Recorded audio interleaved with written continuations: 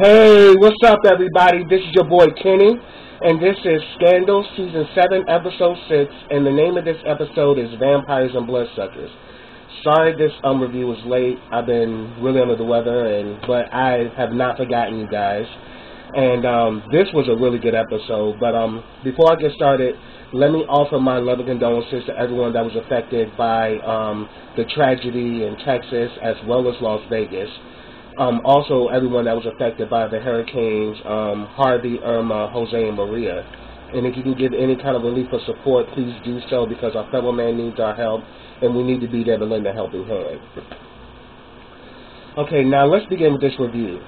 The episode opens up where pretty much Millie has now found out about what actually happened with the plane, because we saw in the last episode it ended with the bang. The plane that carried President Rashad and his niece Jasmine, pretty much exploded. And right now, like, Millie is completely shaken up. She's so shaken up, she don't even want Olivia to touch her. And pretty much, Millie is, in this space where she's like, okay, because we actually know that she was actually falling from President Rashad, so Millie is really shaken up by the news.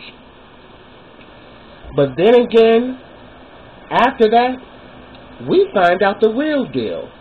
The hit was organized by Olivia and Jake. They said that, hey, we did what we had to do, and they had to go. And that was crazy. Then we get a scene where Millie actually meets with the new regime of Basran, and he's pretty much saying that they actually want to go. They actually want to do her, her nuclear treaty. That they're down with it, but they have some negotiations. But Millie is really in her feelings right now because she is mad that President Rashad, she did all this to help him, and then he ended up dying on American soil. And she is just pissed. And she is like, you know what? You go tell the regime that I'm going to come for their heads, and I will make sure that I will annihilate all of them in sight. So Millie is ready to go to war, over President Rashad. And it just goes to show you how Millie is very emotional, and it's just crazy. Then we get a scene with Fenton and Cyrus. Fenton and Cyrus then got it in. Fenton got on his little robe and had got on his little apron and everything, and Cyrus is getting dressed, and they're interacting with each other. And Fenton's like, so won't you help me to get into the building? And then Cyrus is like, well, this is top security, and he's saying that you can get me through security, can't you? But then Cyrus lets him know that one thing you need to be cautious of in this game of politics is vampires and bloodsuckers. And that actually rings true to this episode. Then we get a scene with Olivia and Quinn. They actually meet at the infamous gazebo that's not far from the Lincoln Memorial. They actually Olivia goes there to meet Quinn, and she's thinking Quinn is just having wedding jitters, and she just wants someone to talk to. That ain't the case. Quinn knows Olivia put a head out on the president and his niece, and it really touched Quinn in a deep way because she actually bonded with Yasmin and pretty much sat her on that plane saying that you need to go and help your uncle change the world. And then moments afterwards, the plane blew up right in front of her and Charlie. So she is mad. And she's like, I cannot believe you did this. Like, I put that girl on that plane assuring her safety, and she literally dies, like, within minutes of that, her and her uncle. And then, both her and Quinn and Olivia go back and forth, and Quinn lets her know, like, you have never been good. You have always been treacherous, and I'm now starting to see how treacherous you really are. But then Olivia's like, yeah, but I also remember you know, you being abandoned in a Chicago hotel, and yet I came, rescued you, gave you a new identity, and yet you're standing here because of me. So don't forget that shit. And I was like, oh damn. And then pretty much, you know, Quinn was like, you know what? You know, OPA may not have been good, but QPA is going to do good work. And I'm determined to get to the bottom of this. And then Olivia's like, girl, go home, get some sleep, and get married tomorrow. And just walked off. I'm like, Olivia just keeps playing it off. Then we also see at QPA they're setting up everything for the wedding.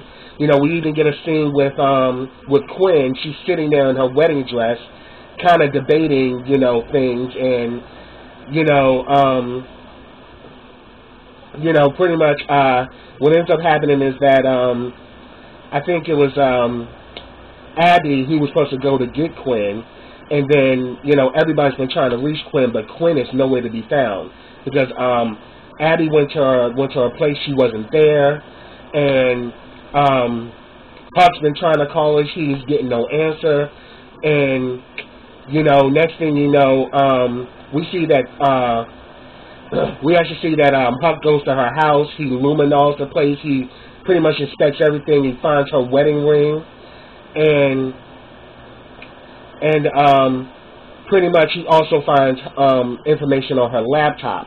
And this information, pretty much, like, it thought that it was just like, you know, wedding stuff, you know, writing her vows and all of that, but actually, what she was doing was investigating the actual explosion, and she was getting to the bottom of it as to who was responsible.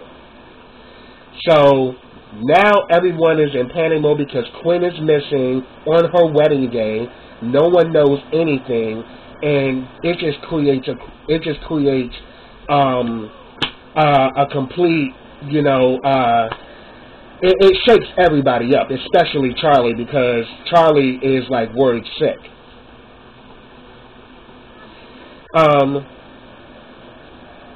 Oh yeah, but then before that, you know, Millie wanted Olivia to do some stuff, you know, as far as the White House, and she pretty much says that I'm not going to be here, Millie. Remember, my friend is because she wants to, you know, lead, you know, pretty much like she's pretty much talking to Olivia about, you know, what to do now that President Rashad has been assassinated, quote unquote. You know, she's now ready to go after the regime that overtook, you know, his presidency. And Olivia's like, well, I can't do that today because remember, my friend is getting married. And Millie was like, okay, fine. Well, go on and enjoy your wedding and then get your ass back here. I was like, damn, Millie. Millie was just in her feelings like crazy this whole episode, and it was just crazy. So again, as I mentioned before, they found all the information, and they pretty much pull up her laptop, and they see that she's been doing an investigation as to who was behind the actual explosion. And we all know she knows Olivia, and that she knew that Olivia was behind it. And so pretty much their all mission now is to find Quinn. And we see throughout this episode, Olivia is literally shitting bricks because she knows that Quinn knows she did it. And yet all of this stuff is coming out, and she's just shaking in her boots to see if she's going to get found out. Because we see that David Rosen, you know, gets information from the FBI, you know, surveillance or whatever, and they show her at the gazebo, but after a while the camera turns off, and it's like, oh, whoa, this is totally, this is definitely not cool, because those cameras run 24 hours, and all of a sudden the camera just turned off. So we don't know, was she taken from the gazebo, was she taken from the house? No one knows. So that was some footage that both Olivia,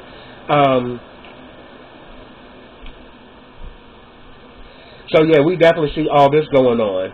Then we see Curtis shows up to QPA to looking for Quinn. Now, we saw in the last episode, Curtis let Olivia have it.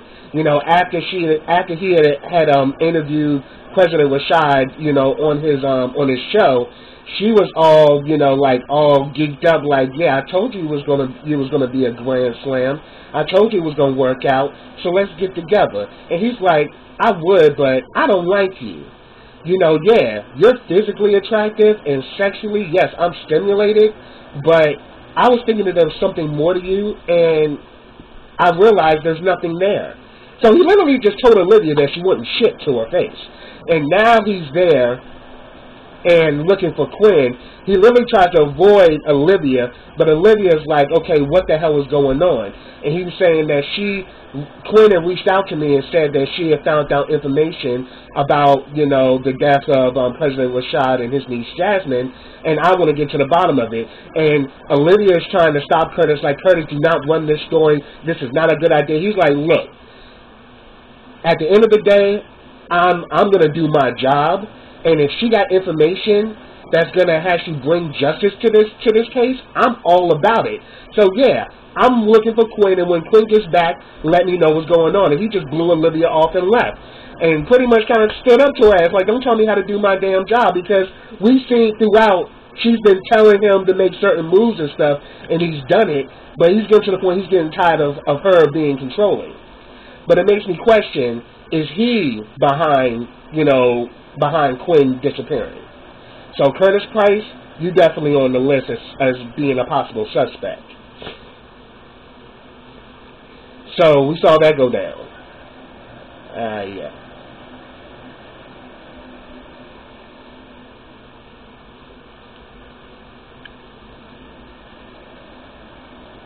Oh yeah, they talk about them, you know, doing the footage and all of that.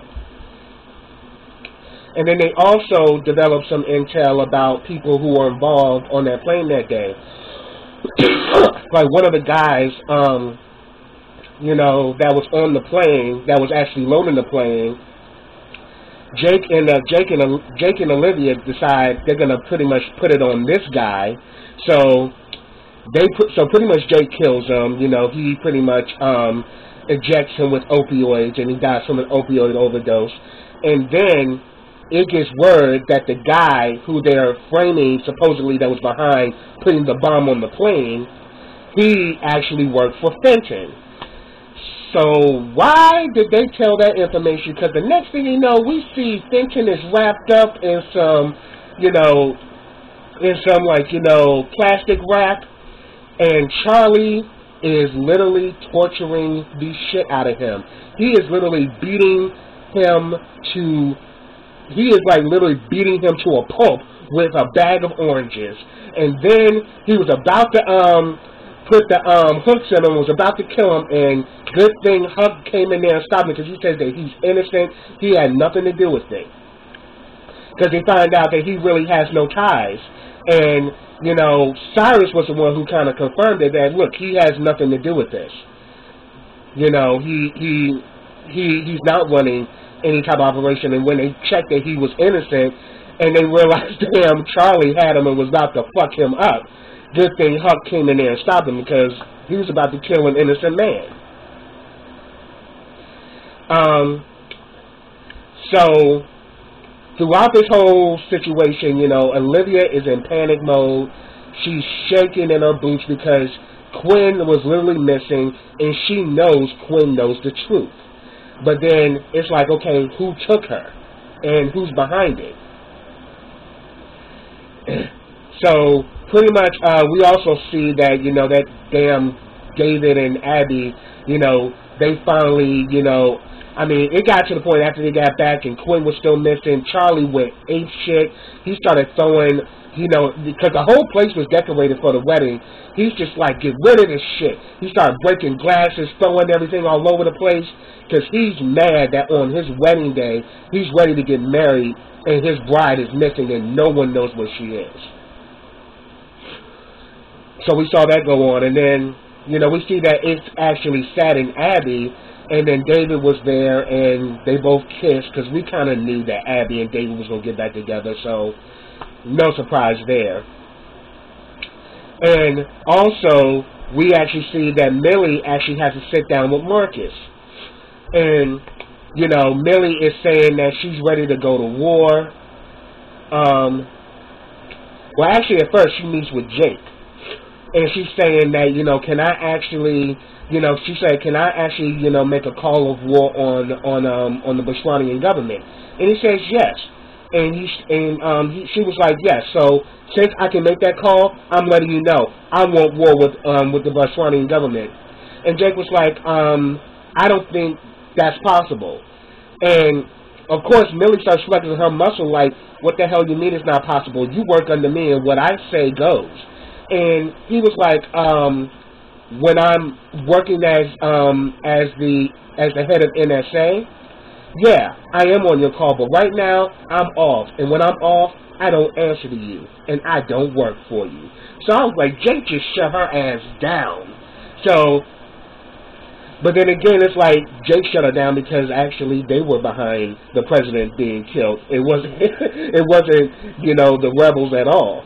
But then we also hear that, you know, Jake and Olivia said that we struck a deal with the rebels, so there was no need for the president and his niece, so that's why we got rid of him. Which is crazy because the girl was innocent and she died, you know, as a casualty, and, you know, President Rashad was a sacrificial lamb. All right, excuse me for a second.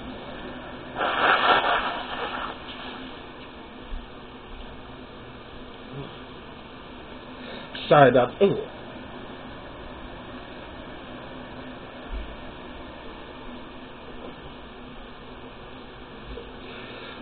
Sorry about that. Under the weather. Apologize. So then we actually see Millie meets up with Marcus. And she's telling Marcus that, you know, they killed the president and I cannot sit back and not do anything. I'm ready to go to war with these assholes and I'm ready to take them down and all of that. And, you know, they want to still they still want to sign my treaty, but I'm not for it. I want to take them down. Marcus is like, your head is in the wrong place, honey. Because at the end of the day, they are willing to do this nuclear treaty which will actually stop nuclear warfare. And instead of you actually going along with that, you want to kind of take revenge off of President Rashad. Marcus is like, the man's dead. He dead. He ain't coming back. But this treaty will actually stop the type of terror that he died from. It would actually stop from other people in future generations to no longer to be in fear of nuclear warfare and terrorism. You know, this treaty, you know, is going to save many lives.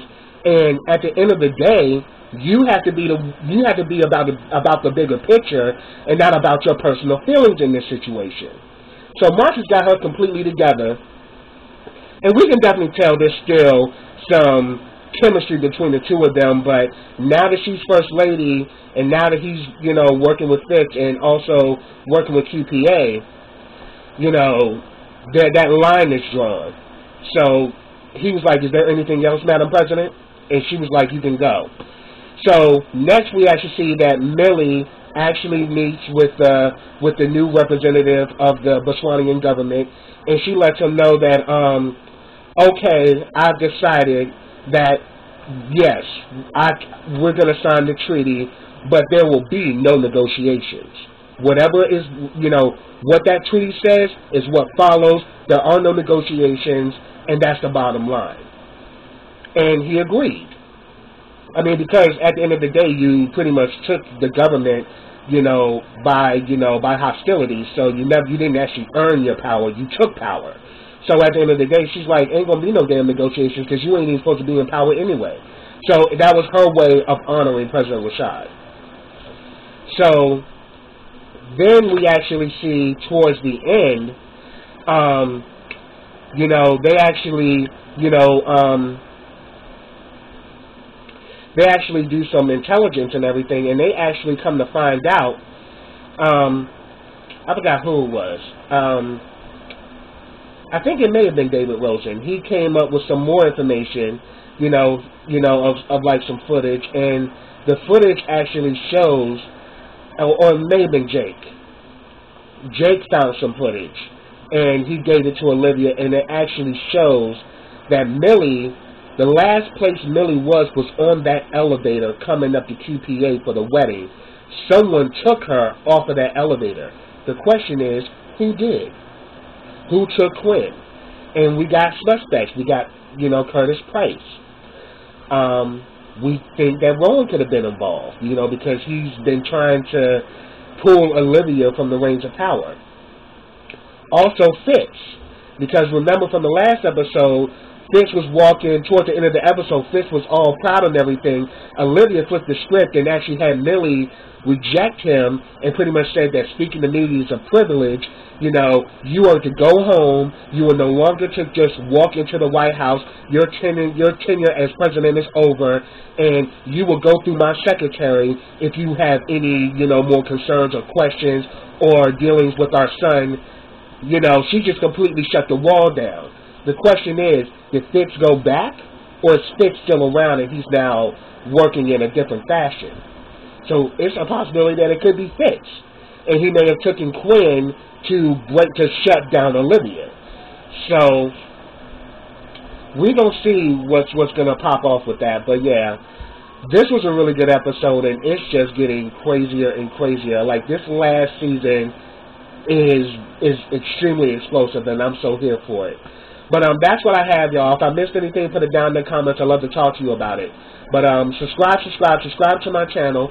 Click that bell so you get notifications every time I drop a video. Also, I've started a GoFundMe. You can find that link in the description box. Also, like this video, comment on this video, and share this video. And I will be back with the next episode of Scandal. So until then, everybody, take care.